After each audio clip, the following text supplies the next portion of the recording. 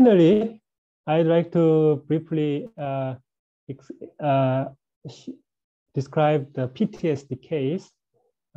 This is the 38 years old who has alcohol addiction, impulsive and distracting behavior.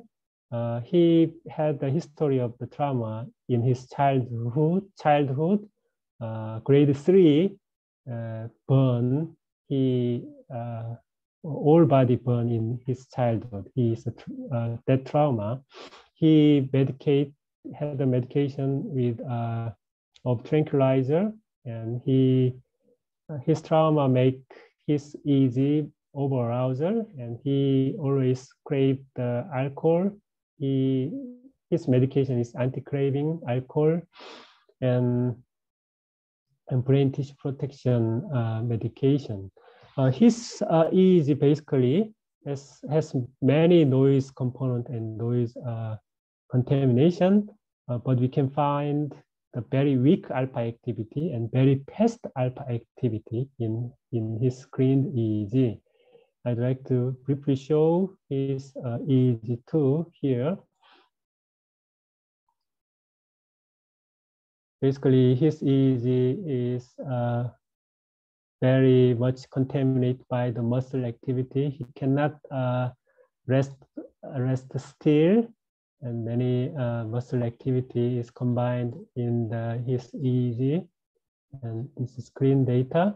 In the screen data, alpha activity is very slow, but we can see the alpha frequency. Alpha frequency is very fast, basically, and that there are a lot of beta activity. There are many noise components, and we can find his EEG has beta activity excessive because of his alpha activity is in the range of the beta frequency band. He has many the high frequency activity like this. So in the frequency spectra, you can see there are a lot of high frequency excessive activity, and I'd like to emphasize his alpha frequency band is going to the 14 Hertz, extend to the 15 Hertz. So his alpha activity coming this high frequency range in the beta frequency band is basically explain his symptom of over-arousal coming from the his childhood trauma, and always crave the alcohol due to this high frequency alpha activity. And he still has many behavior problems. And in this case, in the PTSD case, there is a very famous alpha theta neurofeedback protocol.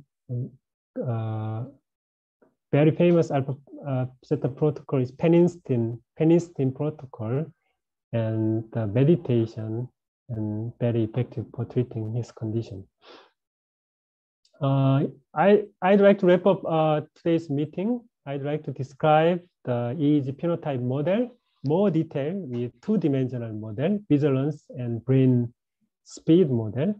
And EEG phenotype can be categorized as under-arousal and over-arousal.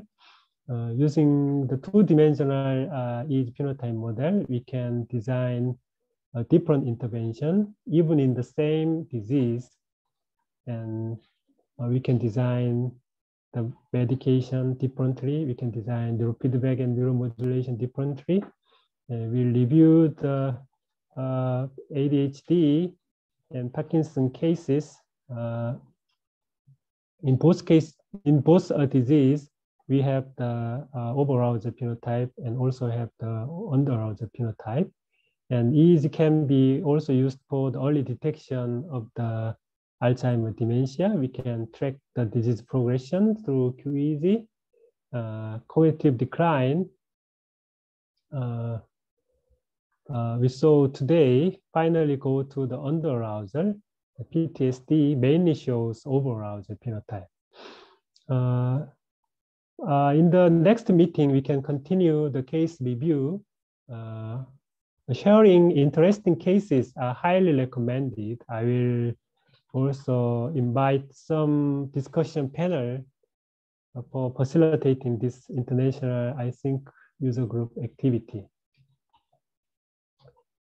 Thank you so much for your attention, and we can discuss and we can have the Q&A time from now on. And next topic, I can prepare the stroke case and the pre-depression case and the addiction case.